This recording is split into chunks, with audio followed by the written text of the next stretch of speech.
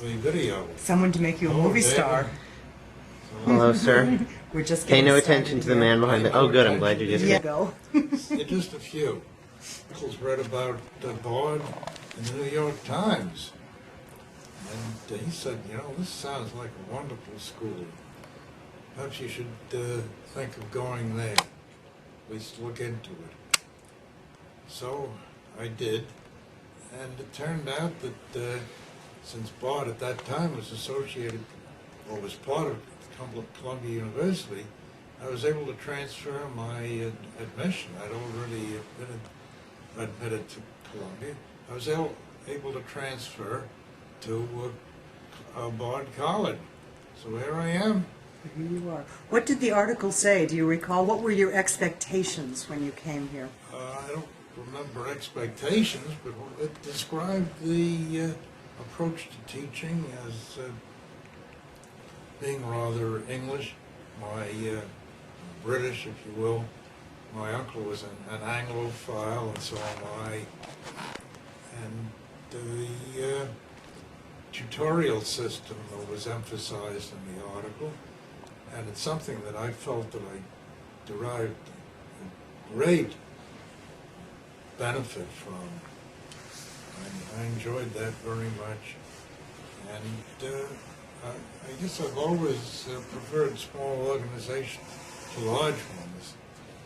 And having been in the U.S. Army in World War II for nearly 6 years, I'm even more confirmed about preferring small organizations. Also, back beginning in 1951, I had a job with a rather small company. There were perhaps 450 employees altogether, broken up into 2 divisions, and about equally. And pretty soon I knew everybody, I think, everybody in my division, and a great many people in the other division, and I enjoyed that very much. Yes. Well, eventually, over the years, the company grew to about 5,000. And of course, I didn't know everybody then. And I missed the intimacy. It was a lot of fun to me to know all these people. I know some people like large organizations. My older son, I wanted him to attend Bard. I thought it would be a good school. Well, I think Bard's a good school. He didn't want to come here. He wanted a large school, so we went to Washington University in St. Louis, and I think it was a good school for him. I think he got a lot out of it, and he eventually graduated. I say eventually, because after about 5 years, he left without his degree, and then another 2 or 3 years later, he decided that he wanted to go to law school. Of course, he couldn't get into law school without an undergraduate degree. We managed to find the 3 profs to whom he owed papers, who by that time had also left Washington. But he found them, he submitted his papers, and in a little while he had his degree, and then he got into law school. Oh, that's great. And he actually graduated from law school in 3 years. Excellent. Well, I'm with you. I really love teaching here because of the small seminar. Teachers? Well, there was Professor Sottery in chemistry. You know, we have... Was that your major, Dick? No. Chemistry? Oh, yeah, one time it was. But you had several majors? Oh, yes. I started out perhaps in biology, because I wanted to become a physician. And for years, ever since I'd been a boy, I've been fascinated. I thought it was just great. I had uncles and cousins who were doctors, and I still think it's a wonderful profession. But after a year of biology, finding that there was an awful lot of memory work in it, I said, nope, not for me. And even today, medicine is much more rigorous than it was 60 years ago. It still depends to a large extent on memory. At least that's my view of it. So I'm not sorry that I went away from it, although I certainly think it's very interesting. I think it's a very worthwhile field, enormously important socially. So did you graduate with a degree in biology, or No, by no, that time no, you had no. switched? No, yeah. I switched into chemistry. I see. And I guess Dr. Sottery had a lot to do with that, because I was very fond of him. I was very fond of my biology prof, Dr. Breshko. He was they're all good people. And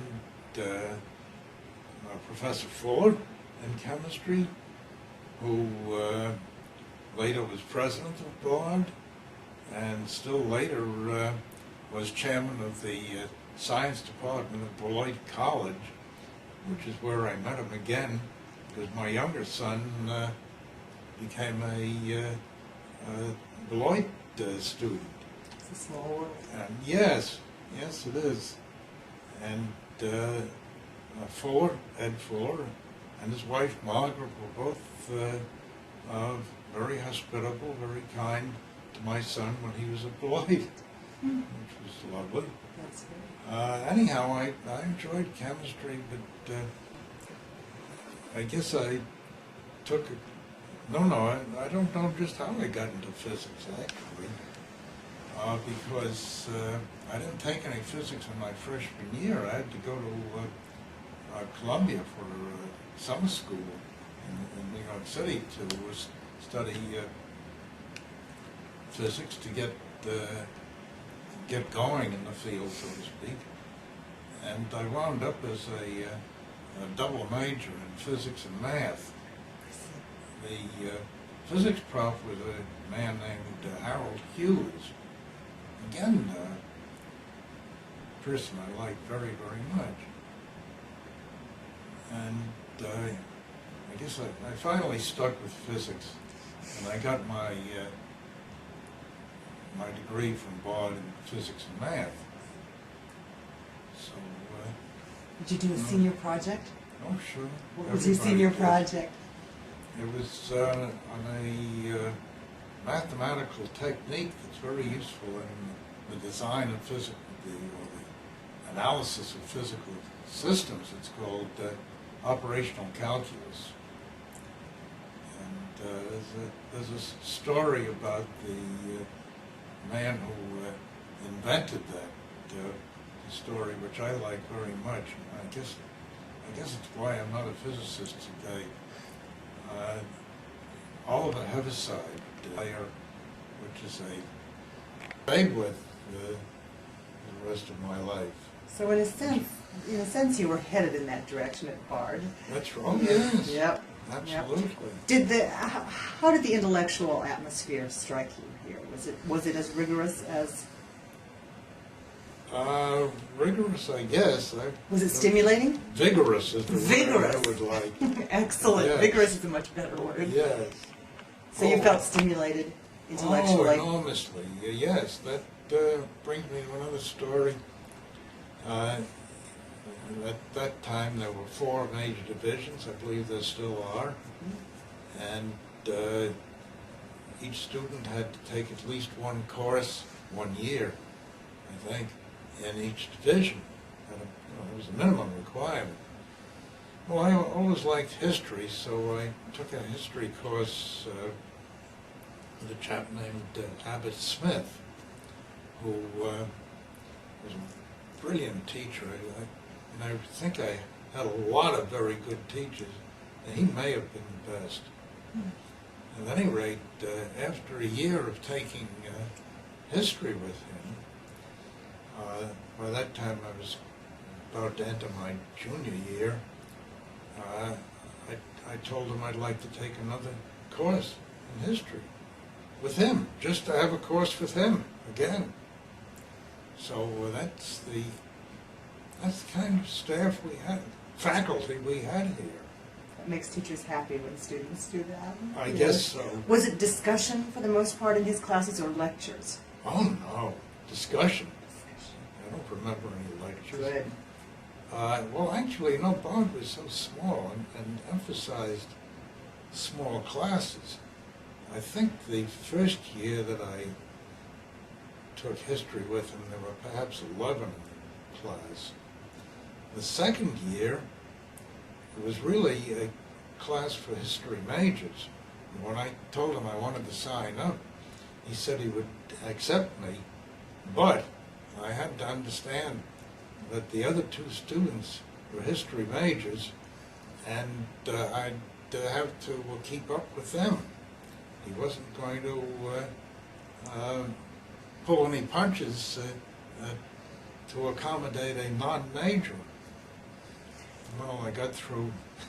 What was the subject you were studying in the second one? You know, I don't remember which was which, but I do remember that one course was medieval history, medieval European largely, of course, and the other was English history. I think the English history came second, but anyhow, I know I enjoyed them both very much, and I even remember a little bit. Good, excellent, excellent. So, So the intellectual atmosphere was vigorous and stimulating. What about the social atmosphere? it was very pleasant. There wasn't, you know, in such a small school, everybody knows everybody else. So I felt pretty well accepted. I use that term because I'm a Jew. And at that time, I think there was still a quota here. I don't ever remember hearing that, but there must have been. And there were very, very few Jews at Bard.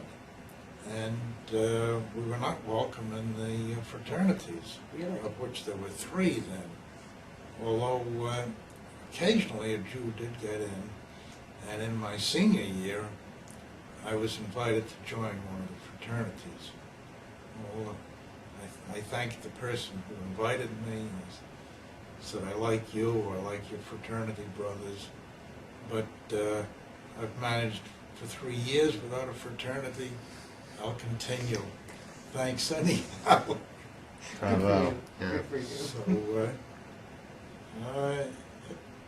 and actually, now one of the members of that fraternity is a man with whom I feel particularly friendly. I haven't seen him in ages and ages, but I talk to him on the phone every 2 or 3 months, or perhaps even more frequently. And actually, he lives over in New Jersey, maybe 80 miles away from where I live, or less. And I've been promising myself that I'll get over to see him. He won't come to see me because time has not been very kind to him physically. He doesn't drive any longer. What's his name? Pierce Reynolds. His nickname is Mouse. I don't know how he got that name. When I see him, I'm going to have to find out. But have you talked regularly with him all through the decades since school? Well, I guess there were times when we didn't talk very often, but more recently we've talked a lot for a couple of reasons. One, that the circle of audience of my era is very small and, of course, declining. And the other is that I feel a sort of call to talk to him because he's obviously in need of friendship. At least I think so. Maybe I'm wrong. At any rate, he seems to welcome my phone calls. I bet he'd be happy if you drove to see him. Oh, I think so. I will. Well, taking you back to Bard for a moment, to your undergraduate years, so there were no women No. at Bard. Did you leave campus to Sure. meet girls? Where did you Went down to go? Vassar. Ah. Oh, yes. By all means. Very much Did you have a so. car? Are you kidding? No. There were a few cars on campus, but I didn't. Well, no, wait a minute, that's not completely true. I guess it was in my senior year. One of my classmates was able to scrape together $25 to buy a Model A Ford, which was probably 6 or 8 years old at the time. But he couldn't afford, he didn't have any money left for license plates. Well, I was able to come up with $10 with some effort for the plates, and that gave me an interest in the car. So I didn't have a car of my own, surely, but I used to use this car, and I remember once, it must have been a pretty good car. I was going with a girl then who lived in Brookline, Mass, and whom I later married, and that lasted until 1997 when she died.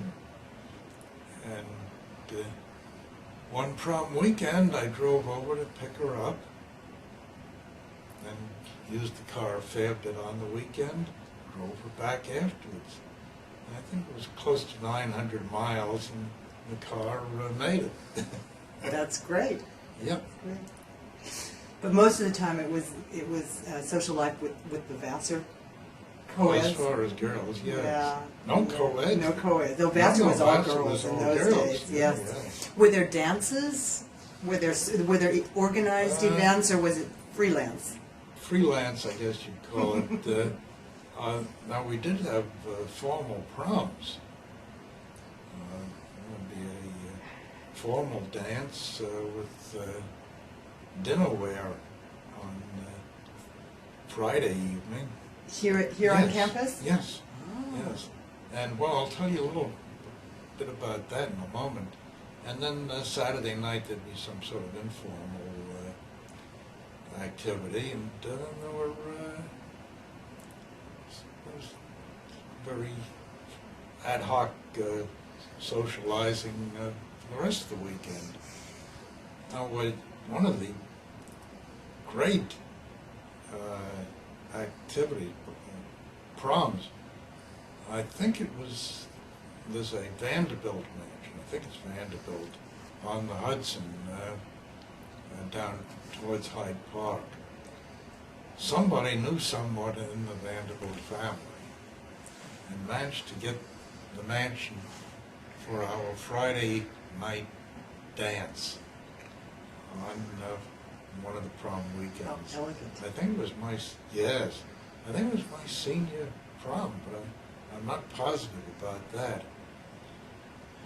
But yes, elegant is certainly the word. It was very, very impressive. I'm sure that helped me in pursuit of my wife to be.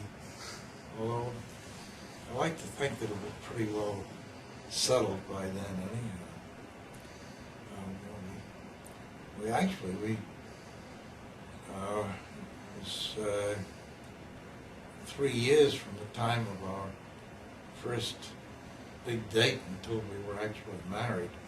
It was pretty well set up. It's just that I didn't have the money to be able to be married. Then I got into the Army, and that was okay. I went overseas, and we got married after I came back. And by then I was making lots and lots of money. I think my pay and allowances came to including the marriage, for a married person, $2,000 a year or so. And out of that, in 1942, we were able to save money, and we enjoyed ourselves. Oh, We had that's a nice lovely. life. It's hard to believe. In 2000, this year, if you make $2,000 a week, well, that's nice. But 2,000 a year, unbelievable. Yes. May I, what branch of the service were you in? And what, Signal Corps. in Europe? Well, that's all right. Thank God. After I left Bard, after I graduated, I went to Columbia University as a grad student in physics. And in the spring of 41, I graduated in 40, in the spring of 41, the Signal Corps put out the word that they were looking for engineers, electrical engineers, and physicists who would be willing to go to England to study something very secret, which turned out to be radar. But of course, well, they wouldn't tell us to begin with what it was, and when we were finally made privy to this, we were sworn to secrecy in advance. But in exchange for going overseas, this was before the U.S. was even in the war, in exchange for going overseas, they would give us direct commissions. Well, this was great. I mean, why go in as a dog face when I could go in as an officer? And also, as a Jew, I was gung-ho to fight the Nazis, and as an historian, at least I thought I was somewhat of an historian, having taken a minor, and looking back to World War I, we stayed out of World War I for the better part of 3 years. I thought that was a dreadful mistake.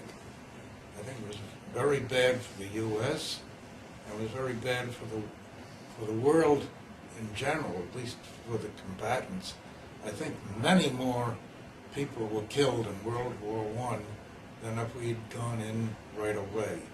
Now, whether that's true of the U.S. or not, maybe we would have lost more U.S. troops, but I think if you take a world view, you shouldn't say, well, the important thing is how many Americans are killed.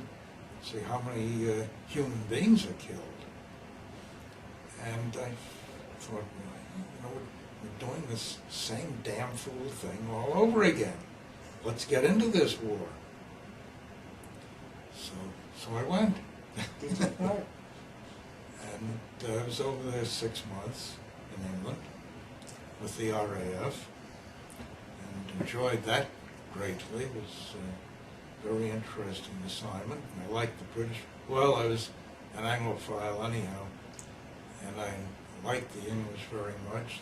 You know, from all of the British dominions, I was with the Canadian squadron for a while, and I guess most of the personnel were Canadian, although there were Anzacs and 1 or 2 Free French. So it was a wonderful experience, and I've actually stayed in touch with the British artillery officer whom I met over there. He was stationed on an aerodrome where I was. He was with an anti-aircraft battery. So we got to know each other. We became friendly, and we've stayed in touch. And of course, his wife and my wife. And it's been on. I'm friendly with his children too, his grandchildren. It's been great. I'm just going on and on. Give me some questions. Okay, let me give you a question. Or was Varda fairly isolated? No, I felt somewhat connected. Also, to be personal again, I was, you might say, sort of, I mean, I wasn't violently right-wing, but I was somewhat to the right. And my wife-to-be was at least as far to the left. She was secretary of the New England region of the American Student Union, which is a very active leftish organization at that time. Somehow we surmounted this difference, and in 1944, which was the first year that I could vote, you know, at that time you had to be 21 to vote. First year I could vote in a national election, that is. She voted for FDR and I voted for Dewey. I think it was a mistake that I voted for Dewey, but I did. And we got over that. And well, when I say I think it was a mistake, you know how I feel today about politics. So she maybe had some influence on you over the years. She huh? did have an enormous influence on me. Well, taking it back again to your undergraduate years, so politics you were aware of, and what we're finding is that did you get everything you needed on campus? Were there concerts? Yes, that's right. Yes, there were some cultural activities on campus.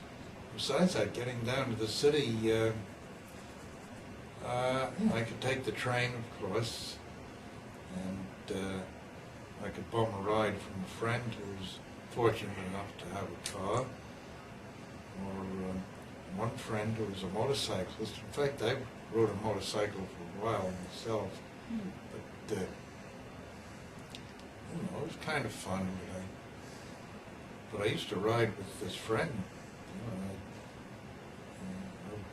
I rode on the back seat, you might say, of his motorcycle. So that was good. Sounds fun. Oh, you felt there might have been a quota while you were here. Leon mentioned yesterday that this was one of the few non-restricted schools at that time. At what time? In the 40s, I mean, he was saying in the 50s there was a lot of restricted schools that. I would think so. It certainly was restricted. I mean, Well, I it felt graduated in restricted 40. to you. It felt. No, I'm talking about the specific term restricted, Yeah. Right. meaning no juice. Well, that didn't mean, well, No, I'm saying it that. meant about 10% Jews I see. at bars. So there was a quota. Yeah, I'm sure there was. I don't remember ever hearing explicitly that there was a quota, but I'm sure there was. I was talking more about did you look at were other colleges simply not available to you because they didn't even have a 10% quota? They were completely restricted. Oh, I didn't look into other colleges, so I can't tell you. And that leads me to the most important question. Why didn't you look into other colleges? Well, I started out with Columbia. I told We you talked that. about that Oh, a little okay. bit before you got here, but Oh. go further. Yeah, I started out with Columbia. For one thing, it was an excellent college, and it was in New York City, which was close by. You lived on Long Island as Yes, a child. Yeah, I was born in Cedarhurst, if you know where that is. And my father was a Columbia alumnus, so that was an attraction to me. I don't really remember. Wait a minute, I don't think that's true. Perhaps I did. I think maybe I did look into some other college, but so long ago I don't really remember. And then I wound up. I told them that one of my uncles read about Bard in the New York Times, and he said, "Oh, you heard that?" Yeah. That's just where he came in. Yeah, I that's think. where he came in. Yes. All right. Yes, and So, which I think is a wonderful story with the Here I English. am. And here we are having another little seminar of sorts. And how do you feel about the college today? About the state of the college today? I think it's great. Well, you were at the meeting at the board of. I guess I should repeat it for Sure, this tape. for the visual. Because Leon talked somewhat about the new Bard and the old Bard, and of course a lot of people do. Bard has changed enormously in many respects, but it's my feeling that Bard fundamentally has not changed. There's a slogan for Bard, a place to think. I thought it was a place to think when I was a student. I think it's a place to think now, 60 years later. And thinking over what I said after I said it, I'm thinking I wouldn't be coming back here if it had changed dramatically. And what do I want with a place that I have no affinity for, no engagement with? And I might have some affinity because simply for emotional reasons, just thinking, oh gee, I used to like it. But I still like it. Excellent. Well, thank that. I want.